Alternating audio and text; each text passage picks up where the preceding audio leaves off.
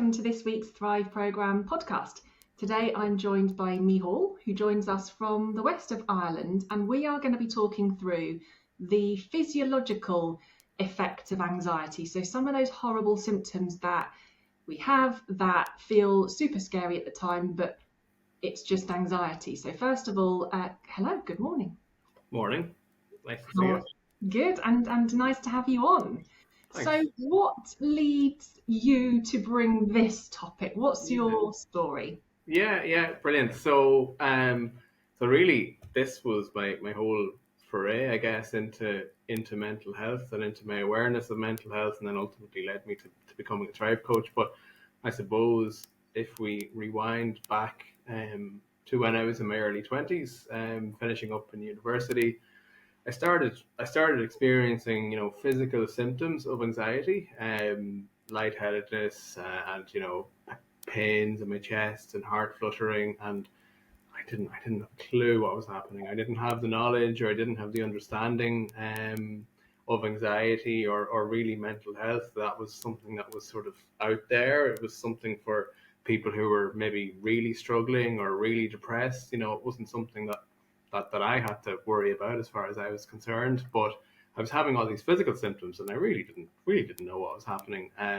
So that was my kind of my foray into it, I suppose. But it took me a while to figure out what was happening. So I took myself to the doctor several times. I spent a night in hospital. I remember one night sitting at home on my own and feeling physical symptoms, and then through my, I suppose, anxiety and hypervigilance, I was thinking, oh my God, what's happening? Am I having a heart attack? Am I going to have a stroke? I was a healthy young man in my early 20s, but yet these were the thoughts that was going through my head.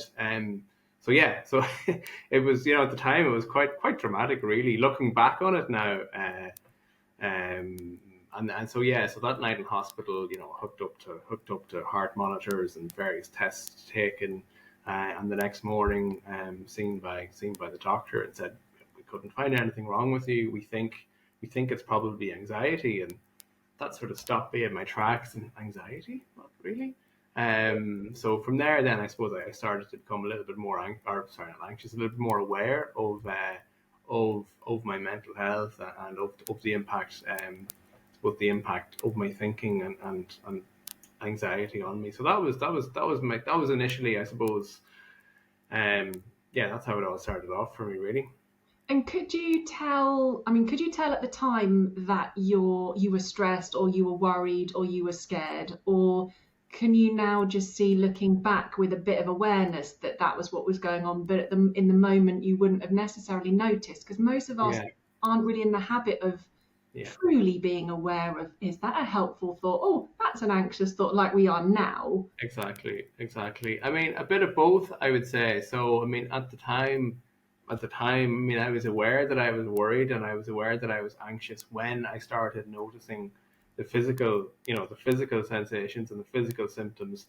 And through my, I suppose now having done the Thrive program, through my hypervigilance, through my brooding at the time, through all of the additional anxious thoughts and anxious thinking that I was creating at the time, was generating more anxiety and thinking, oh, what's going to happen next? I was always worried about, okay, what's going to happen next? What if I faint? What if I have a heart attack? What if X, Y, Z happens? And so it would balloon. So yeah, I was aware at the time that I was worried about it, but I wasn't necessarily aware that I was doing the anxiety, or that I was creating the anxiety, or that I was generating the anxiety. So looking back on it now, it's kind of amazing. It's amazing to think that. But so I was aware of being worried, but as far as I was concerned at the time, this was a perfectly natural reaction, and in a way it was, because I was feeling the physical symptoms, and I had no idea what was happening. So at the time that's and it was very much, I suppose it was very much me wanting to run away, me wanting to avoid, or the fight or flight. So it was the flight. So literally, like, I remember having anxiety attacks in the middle of the night, when I'm on my own, on my own in the house at night, wake up in the middle of the night and start to feel my heart beating fast and the pain in my chest, and think, oh God, I need to literally outrun this. So I remember one time putting on my shoes in the middle of the night and putting on my jacket and in a very frantic state going out the door and for a few minutes running, because I felt, okay, I need to just escape from this. But of course that sort of that frantic thinking and all that frantic energy just it created more anxiety at the time. Mm. So it wasn't until I started then.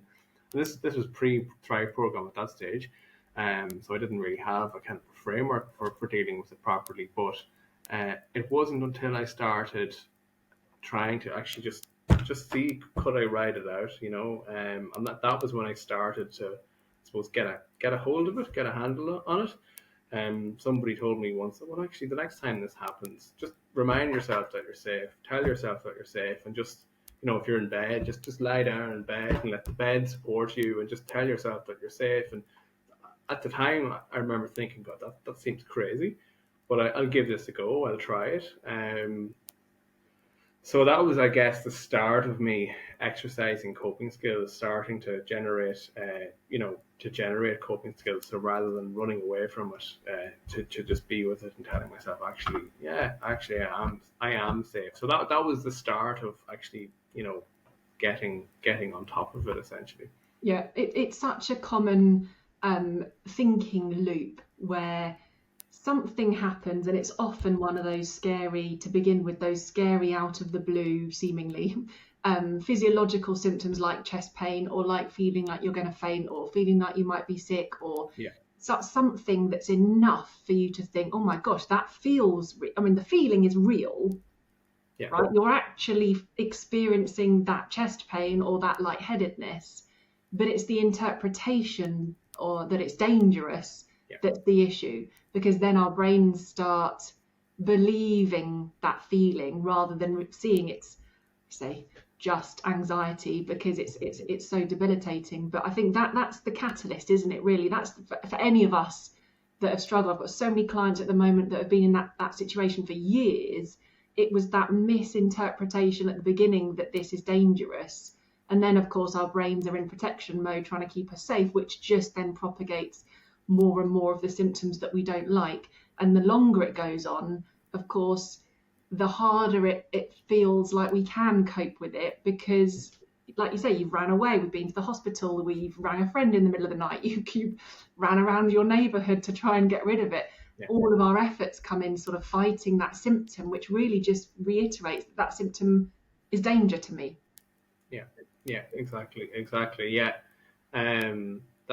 exactly. So yeah, I mean, looking back, you're in it and creating the thoughts, creating the anxiety, and in that sense of panic, of fear, thinking, oh, geez, this is, what is happening to me? I'm about to be very ill. At the time, it's because you believe that, suppose you believe that this is, it's a health thing. I was a bit of a hypochondriac, so Mm. through that kind of hyper awareness and hypervigilance, I would generate more anxiety, and I would believe that, oh, this pain in my chest, okay, this is actually, this is telling me something quite serious. And then I would be kind of anticipating, oh, what's going to happen next? This is going to start getting worse. This pain is going to start getting worse, or my heart is going to start beating faster, or I'm going to start getting lightheaded. And then, because, of course, I am thinking those anxious thoughts and I am generating that anxiety, and because of that mind body connection, I am starting to actually feel those symptoms more and more. So it's further further reinforcing the anxiety, but further reinforcing the belief and the thought at the time that actually, oh God, this is something dangerous. This is something serious. I do need to go to the hospital. I do need to call a doctor. So yeah, so it was that really awful anxious loop. So it wasn't until, as I said, I started that first couple of times, right, sitting it through, telling myself, oh, you're safe here. It's okay. It's anxiety. It's not pleasant, but you're actually safe. Nothing. You're not going to die. Nothing serious is going to happen to you.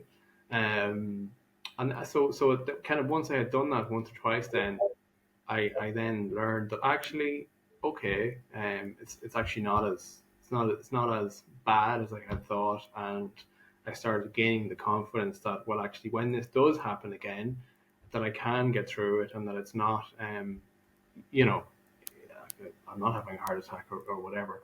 But I suppose at that point, that was the beginning. That was the beginning of building up those coping skills. But I mean, I still at that time, like, I still, as far as I was concerned, this was a completely random, out of the blue thing that could just happen to me at any time. And I still believed that, you know, it was something that I was going to have to deal with. And in fact, I didn't actually really.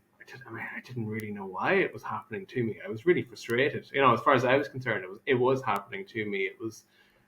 There was something wrong with me. You know, I was a little bit broken, and so I was really frustrated. At the time. So I was starting to develop those coping skills, but I wasn't aware that it was actually it was how I was managing my thinking, and that I was creating the anxiety. So that's where the Thrive program comes in. Then, you know, you actually learn how your mind works. So it's not just about having to maybe cope with this random thing that is happening to you, that can happen to you at any time. It's like, well, actually, you develop your sense of agency, and you learn how your mind works, and you learn that you are the one who is thinking the thoughts, and that you are the one, I suppose, who is responding at all times. So that was then where the real change happened, the real empowerment happened.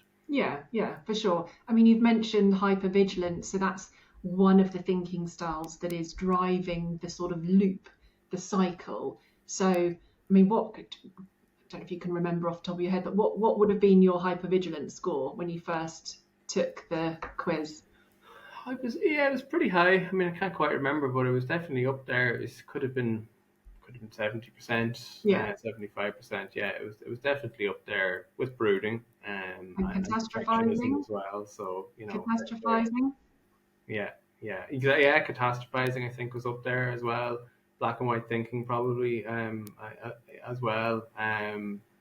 Yeah, so there was a lot. Yeah, and actually, the perfectionism one is interesting because, like, it sort of, I mean, one fed into the other in a way. These panic attacks and anxiety attacks started happening to me, I suppose, towards the end of university, when I was, you know, putting myself under a lot of pressure in terms of exams and studying, and what happens next when I leave university. So there was already a lot of, I suppose, anxious thinking, high desire for control as well. And yeah, a lot of perfectionism. So it was, you know, kind of almost one was like all our lenses, like, you know, but it was one was compounding the other, in a And way. it's often the case, isn't it? I think not that we need to go back into the past to solve things today, but it sometimes helps understand how you've created some of these symptoms for yourself unknowingly, because there's usually a period of stress or something big happening in someone's life that genuinely is difficult to manage. But of course, if you've then got those out of the blue sensations happening on top, and you're already in a sort of a stressed state and are worried about the future state, of course that's only going to fuel further that way of thinking, that anxious thinking. So Mm. it makes sense. It's predictable. It's understandable, at least when you think about it in that way. Hmm. Yeah, yeah, exactly, exactly. So what was the shift then? What did you start to understand when you went through the Thrive program that helped you to start to calm all of it down? Yeah, yeah. So there was, like, it was a number of things. I mean, a part of it was how I spoke to myself. You know, so my inner voice, linked to the coping skills as well. But you know, because in the past, I suppose, when I was in a situation where maybe I would have expected to have had an anxiety attack or panic attack, I would have been starting to talk to myself in a catastrophic way. It's like, okay, uh, you know, this is going to happen, or oh, this is really scary. So it was a number of things. I was talking to myself differently, saying, well, actually, you're okay, you're safe here. You know, you are in control of you're in control of your thinking. You are creating the thoughts yourself. So instead of creating anxious thoughts, actually, I can create calmer thoughts, I can generate perspective. So that perspective around actually, you know, I am safe here. It's not a given that I am going to feel anxious in a certain situation. So all of that in terms of how I spoke to myself, that was really important. That was kind of the key, I suppose. The you know the amazing thing was I would have these realizations where I'd be in a situation where in the past I would have often felt quite anxious. So in a crowded train, for example, or in crowded spaces, where I would have felt quite anxious, and in the past I would have had panic attacks, and I'd maybe get to the end of the experience and say, oh, actually, oh, that was actually fine. That actually, I didn't have a panic attack. That's brilliant. Or you know, there was another time I remember being on an underground, and like I used to have quite a lot of anxious thoughts on an underground before, and I did notice though, I did notice I was creating those and generating those because I was in the habit of doing that, and that was I suppose what I learned to do. But then I was able to calm myself down and say, well, actually, hold on, you are thinking these thoughts, so I was able to kind of create that bit of space between the initial thought and then not actually sort of running away with it and creating something big out of it. So that was really empowering. Then when I realized, oh, actually no, I can stay calm here. I can stay grounded. I can challenge these thoughts. That was a big win. Yeah. I think that understanding that you said that you didn't have at the beginning, like had we been taught in school, this is what anxious thinking looks like, watch out as you're coming towards the end of your degree or as you're going through something difficult, this is how your thinking's likely to change, this is how anxiety can feel in your body, these things are likely to be anxious, we don't 100% know, but if you can recognize your thinking, then you can kind of go, right, this is probably just anxiety. And it's that little bit of vulnerability, isn't it, when your brain's screaming out danger, danger, get to the hospital.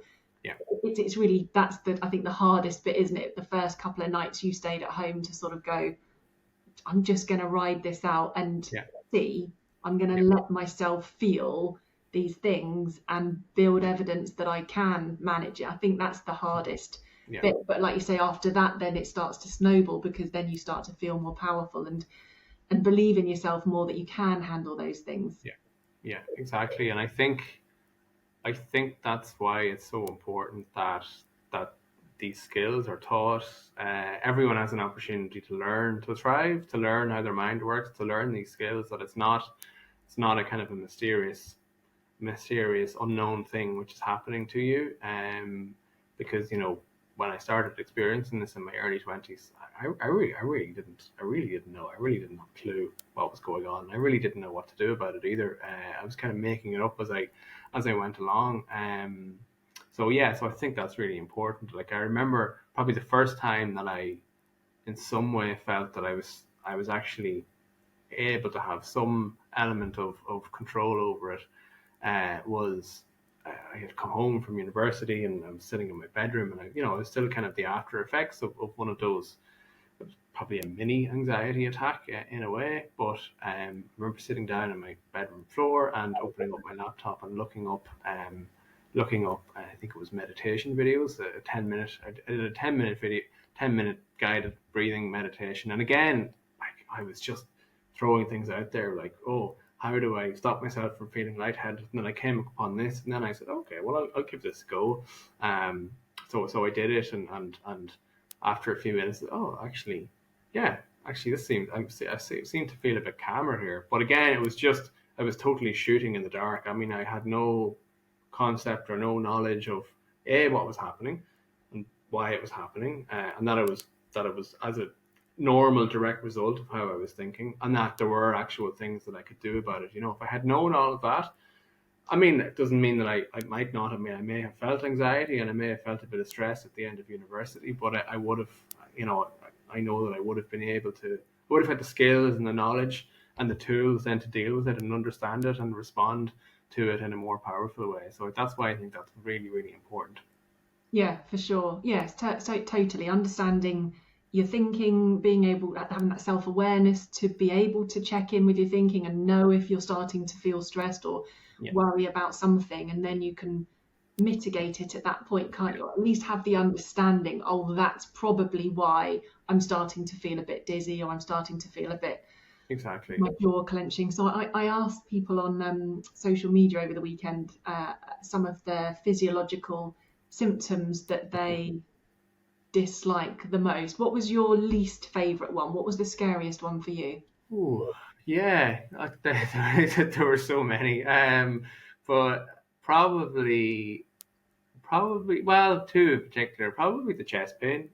So again, I remember having a coffee with a friend, and it was a Friday evening, and yeah, all of a sudden, I noticed, uh, a little bit of a pain in my chest, and if I had that now, I don't think I would even bat two eyelids. But because I was in the habit of being hypervigilant, and I had all these beliefs and ways of thinking, I thought, oh, here it is. What is this? So then I kind of honed in on it, and I remember him then being aware that I was quite distracted, and then he asked me, "Oh, is everything all right?" And so then I kind of got into that fight or flight mode. So I went to the toilet to try to get away from the conversation, and splash some cold water on my face, and yeah, and it was actually later that night. So I mentioned the panic attack where I ran out onto the street. It was Mm, actually later that night that I had that. So mm, yes, that was that kind of feeling of little bit of pain or jolt in my chest. That would then yeah, that would really send me onto a high alert. So that was one. Another one was a little bit of lightheadedness as yeah, well. yeah, that was mine. Yeah, so lightheadedness, and I'm thinking, oh God, like what, what's going to happen? Am I going to faint? Uh, yeah, it wouldn't be a case of, oh, I'm having this symptom. It's okay. It would be, oh, I'm having a symptom, and then all my attention, all my focus would go on to that. But of course that doesn't, that doesn't work, because you become so hyper focused on it, and that's almost all you're thinking about. And so then if you have another little tingle, then it's confirmation. It's confirmation bias or inattentional bias. It's like, this must mean that I'm having a heart attack or XYZ, yeah, it's yeah, those two were definitely, yeah. Yeah, those that the lightheadedness was up there for me, and actually, part of me coming out of it for myself was really getting good at recognizing when it was happening. Mm. So it would always be worse if I was stood in a queue, go to the shop. I'd Mm-hmm. already probably wound myself up in my thinking, what if Mm-hmm. this happens? What if that happens? What if you panic when you're out? And Mm-hmm. then inevitably, when I'd have to stand in one place and my thoughts would spiral, I'm sort of less distracted by picking up bananas or whatever I'm doing. Mm-hmm. I'd always feel really like I was about to fall over in the queue. And then as soon as I was being served, it would go, or I'd feel better, but I'd still come out and bank that as, "Oh, I nearly passed out in Yeah, Tesco's." yeah, So the processing of it was not correct either, yeah, which can only make me fear it the next time. exactly. So, or it would be when I was home alone, or Yeah, driving a car, or worse, driving other people in the car, when you feel yeah, like you've got that responsibility, that pressure on you, or you're putting on yourself to not, I don't know, panic in the car or crash the car or do it, or look stupid in front of them, or whatever the worry might be. So yeah, you can see in hindsight how unhelpful all of that was. But like you say, you just don't know any different at the time. yeah, yeah, exactly, and also, um, remember that, back to that coffee with my friend. I was also hyper alert that, oh God, this could actually be the start of a panic attack, or this could Yeah. spiral out of control. So here I am, sitting having a coffee with my friend. I don't want this to happen. I don't want to look like a fool in front of him. I don't want. So I was also, not only was I worried about the pain, but I was also worried about then the kind of the thing spiraling out of control. But again, because I wasn't calming myself down, because I wasn't challenging that thinking, I was so focused in on what if it spirals out of control, that again, yeah, it was that real, I suppose, that real tunnel vision, and then ultimately it, not quite immediately, but ultimately it did then spiral, out of control because I didn't calm myself down. So yeah, so there was that fear as well. I was like, oh, this thing has happened before. The last time this happened, actually, I had a panic attack. So it was the belief that, well, yeah, it was almost inevitable that this would happen again. Once Yeah. once this thing happened, that was the natural cause. That was, Yeah. And natural this is something that I would explain to a client in the sense of it's a bit like a behavior cycle. cause. Hmm. So we can't change that you are now in an anxious thinking habit. But if you think about, today's brand new, so today's a Monday. If we were the old us, right, and we'd woken up this morning, before you even lifted your head off the pillow, you're already, or I would have already been thinking dread about what I've got to handle today. I'm already priming myself to feel anxious today because I'm already thinking, oh my gosh, I've got to go to the shops today, or I've got to take the kids somewhere, or I've got to ring the dentist for that appointment that I really don't want to do. So straight away, I would already be thinking negative, anxious, powerless, I can't cope type thinking, which of course then would drive some of the symptoms I don't like. And of course, the longer that goes on, that of course the easier it is to become agoraphobic or to create OCD or to have one of the more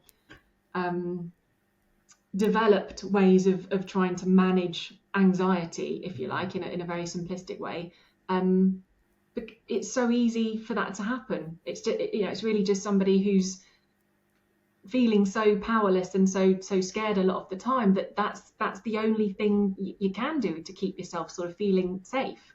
When you believe there is this genuine threat that if I had a panic attack, it would lead to, well, for emetophobes being sick in public, or for me fainting in public and then having to go to hospital. It's always the catastrophic narrative that comes with having a panic attack in Yeah, public, yeah, crashing the car and killing someone, or it's yeah. always that we're fearing, that whatever you've got logged in your head about what would happen if Hmm. is Hmm. usually quite Yeah, catastrophic. yeah, exactly. And for me as well, like, I mentioned the perfectionism that was tied up with, so I suppose there was perfectionism driving a lot of the anxious thoughts in the first place. But then, I suppose during events like this, it was also driving a lot of my thinking, and then afterwards as well, how I was processing it. So I would sort of processing it afterwards in a way. Oh, there's clearly something wrong with me, kind of giving myself a hard time because I wanted to be somebody, and I wanted to be seen as someone who had it all together, and as far as I thought, and as far as I was concerned at the time, then having these panic and anxiety attacks meant that there was something wrong with me, Yeah. that I didn't have it all together, it didn't fit with that belief that I had with myself. So it was also about learning to generate self compassion, and also to Mhm. learning, also just learning that, that if you think anxious thoughts, then you will have anxious feelings. So that there wasn't actually anything wrong with me per se. That was just that kind of a natural consequence of that. Yeah, So yeah, so the perfectionism was quite. It was in there as yeah, well. It was yeah, huge, and before, during, and after, really.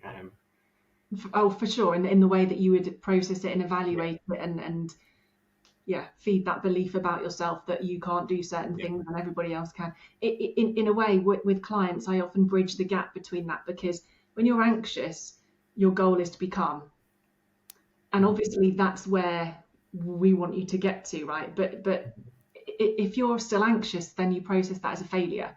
yeah, And yet, because you're never going to be calm yet, because you haven't quite mhm, built up the skills and the practice of doing that, you kind of always then looking at you kind of evaluating yourself as a failure, or your day as a failure, or your trip as a failure, because you create a bit of anxiety. And I think that human compassion element is so important, that I'll help somebody say, look, I'm going to be a human, allow myself to be a human with yeah, feelings when I do this drive today.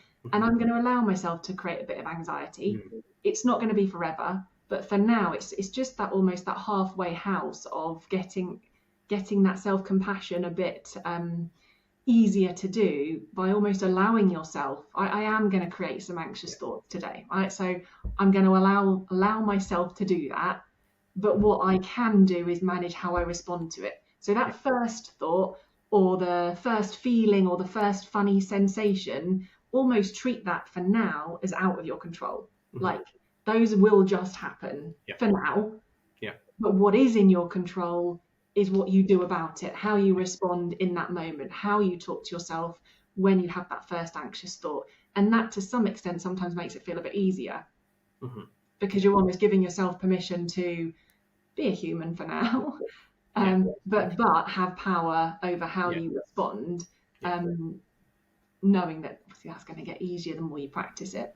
Yeah, exactly, exactly. Yeah, yeah, and not needing, not putting so much pressure on yourself, like not Yeah, needing to escape it, not needing to, you know, get rid of the thought per se. Yeah, so absolutely, yeah, good. really So good. what was your strategy then? What were the key things that you did? If we want to make it clear for other people listening to this, maybe who are in a similar situation, what were the things that you did and for how long until you started to feel a bit more powerful and a bit, well, a lot, feel back to normal, whatever that is. Yeah, yeah, yeah, yeah. No, that's a great question. So, I mean, I suppose. Yeah, so I mean, it's been a number of years now since I last had a panic attack. Really since I did the Thrive program, and I know I'm no longer in the space where I'm expecting to have one. So Yeah. that's yeah, so that's brilliant. But yeah, I mean a number of things. So as I said, the first thing for me, the first way the first thing that I did to get a handle on it, I suppose, was to calm myself down, to learn how to calm myself down when I Yeah. found myself getting worked up or find myself generating the panic and generating the anxiety. So really working on my self talk and learning that actually like I am generating the thoughts and the self talk at that moment. So talking to myself kindly and talking to myself like I would a friend, how I would want to be spoken to in that situation. So, and then the processing. So that was another one. So, you spoke about, I suppose, how you process. I mean, we were always processing our experiences in life one way or another. So, if I did create a bit of anxiety, or if I did have a panic attack, then I would process it. Well, what did I do? What did I do in that moment? So I actually did talk to myself kindly. I did calm myself down, and it didn't spiral out of control. I didn't need to go to the doctor. I didn't need to go to hospital. So it was reframing the story after the event, and Yeah. because I was reframing it then after the event, I was building up the belief and the building up the confidence in my coping skills. So that really helped. That really helped to kind of gradually diminish the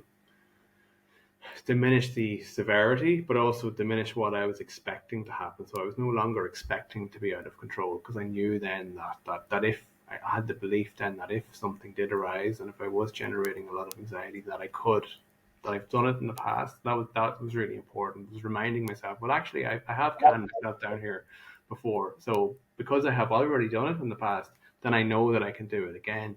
So once I had that belief, then I, I started fearing these things a little bit less. So it did take me a little while before I wasn't having panic attacks, but I was fearing having them a little bit less. So that was really important.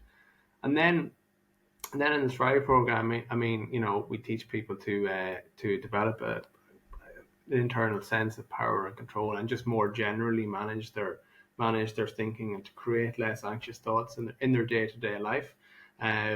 So that really helped. I mean, very quickly after having you know started the program, I noticed that in general, my anxious thoughts were going way down. Because I was aware that okay, I have a choice here. I have a choice how I respond to this initial anxiety. Do I then kind of run with it and beat myself up and go into that cycle of perfectionism? Or do I say, well, hold on a second, how can I respond to this? Can I respond in a more powerful, empowering way? So I started doing that in general throughout my life, and then that then that pervaded the rest of my life, and I found that I didn't have another panic attack. So yeah, so I suppose learning the fact that we have a choice over our thoughts. We generate thousands of thoughts every day, and then if we learn to kind of create that space between the initial reaction or the initial thought, and then what we do with it afterwards, that's really empowering. It's What? Yeah, taking the power back over it, isn't it? yeah, So long, or certainly for me, for so long, that anxious voice, if you like, that all those anxious thoughts, all my worries, all my fears was so loud that that dictated everything. Like my emotions determined when I would go out, whether I felt able to go to the shops that day or not, that kind of thing. yeah. It's kind of like you say, working on yourself. And for me, it would have been going to the shops, recognizing I was feeling a bit wobbly, as I Mm-hmm, would have said in the queue, mm-hmm, but coming home and then like you say, processing the fact that actually nothing happened. I mm-hmm. felt uncomfortable, but Yeah. actually it was my thinking that was making me feel Mm-hmm, uncomfortable, not that I was about to faint. mm-hmm. And that was the Yeah. biggest thing for me, right? It was my thoughts that were creating that fear, not the reality of the situation. And when I had that, then I could see, and then like you say, come back in and processing, right, that I felt really uncomfortable there, but that was the way I was thinking, or I hadn't been managing my thinking that day. I'd been imagining that for 3 weeks going badly, so of course I was going to feel anxious. What I'm going to learn from that is this. I'm going to practice this on that. So then using your imagination to help you, and just really starting to take the power back over all of that thinking. Mm-hmm. And then when you start to feel more powerful, your anxiety subsides. Yeah, yeah, exactly, exactly. So like a practical example of that. Then I remember being on a really busy train, and I was starting to feel a little bit anxious, and starting to catastrophize a little bit as well in terms of, oh my God, there's so many people here. What Yeah. if this happens? What if that happens? What if the train breaks down, etc. Then I noticed, oh, you're actually you're generating, you're catastrophizing here a little bit, because I was able to put a label on it. I think Yeah. that's another really empowering thing, from doing the program, is you learn how your mind works, but you also learn about your thinking style. So I learned that I had a tendency to catastrophize. I learned that I had a tendency to brood. So I was able to recognize, oh, you're doing that thing here. You're brooding. You're catastrophizing a little bit. So I was able to put a label on it, and that then helped as well to generate a little bit of space. So on that busy train, I was able to calm myself down. I did still feel a little bit of anxiety, but I was able to calm myself down, and I was able to imagine myself. So visualization, I find really powerful. Something I learned from doing the Thrive program. I found really, really powerful. So I imagine myself uh, staying calm, managing my thinking, and that really helped. So I remember then leaving the train and saying, "Oh, okay, that was great." I did feel a bit of anxiety, yes, but I didn't have a panic attack. I didn't have an anxiety attack. I was able to stay grounded. I was able to calm myself down. I was able to recognize, I suppose, to bring the power back essentially. So yeah, that was really empowering. And then, as you say, then that feeds back in then to your, okay, I've done that. I have the ability to do this. This actually works. These techniques actually work. The Thrive program actually works. Great. Then keep going. Then, so it adds momentum then to. Yeah. Well, you have to be in a situation where you start to feel anxious in order to Yeah, practice stopping it going to a panic attack and actually yeah, putting effort into calming it down. So yeah, that's how you build coping skills. You can't yeah, build coping skills really from just sitting at home not doing anything. You yeah. you, you have got to get out your comfort zone a little bit and allow yourself the chance to practice, Mm-hmm. for sure. Exactly. Yeah. Brilliant. Amazing. So what would be your top tips, or what's your, what do you want people to listening to this to know, or to go away with? Yeah, yeah. So I suppose, first of all, while it mightn't seem like it, you have the power to challenge your thoughts and your thinking. So that's the first thing. You can learn to develop a sense of agency. Speak kindly to yourself as well. That's really important. So how speak to yourself like you would your best friend. So if you are feeling anxious, speak to yourself in a kind way. But also, really importantly, if you do feel anxious or if you do have an episode, then speak to yourself kindly afterwards. Don't beat yourself up. That's really important. Um, learning how your mind works. So this is why this Thrive program I think is brilliant. Learning how your mind works, learning that you're not unique, you're not broken, that if you're generating lots of anxious thoughts, then you will generate lots of anxious feelings. That's to be expected. So learning how your mind works, that's really important as well.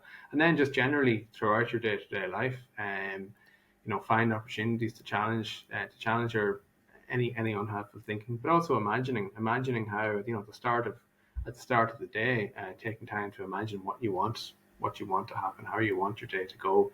Um, that's really important. But when you do challenge, or when you do find yourself challenging your anxiety, give yourself praise and give yourself credit, and then remember that it is you that is doing that. I think that's really important, because that then takes away the mystery of it. It's no longer this mysterious thing that's happening to you, but actually you then can calm yourself down. But then you can also then, as you Yeah. practice and get used to it, you can generate less anxiety in the first place.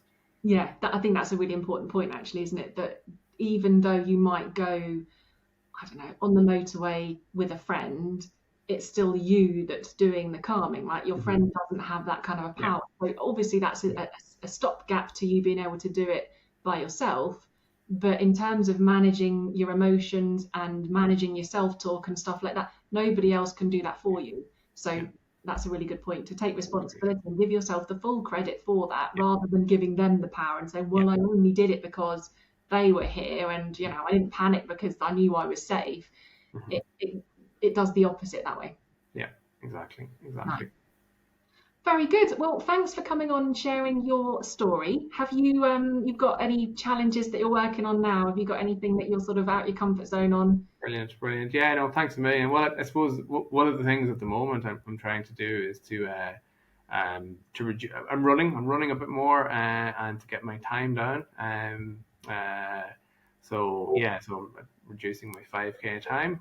So that's going to get me out of my comfort zone, because I'll have to obviously exercise my coping skills, because if I'm pushing myself a little bit, I'll obviously feel that physically and mentally, and then challenging the sort of any negative thinking, or any limiting thoughts that I might have. If I start telling myself I can't do it, or whatever. So yeah, Hmm, brilliant opportunity to do all of that. So yeah, good. Ah, good. Well, it's lovely to hear how far you've come. And yeah, anyone got any questions about anything we've talked about, you can reach us online. absolutely, yeah, Brilliant. Thanks. We will talk again, no doubt. We'll pick another topic. brilliant. Thanks very much. Bye Take bye. care. Bye.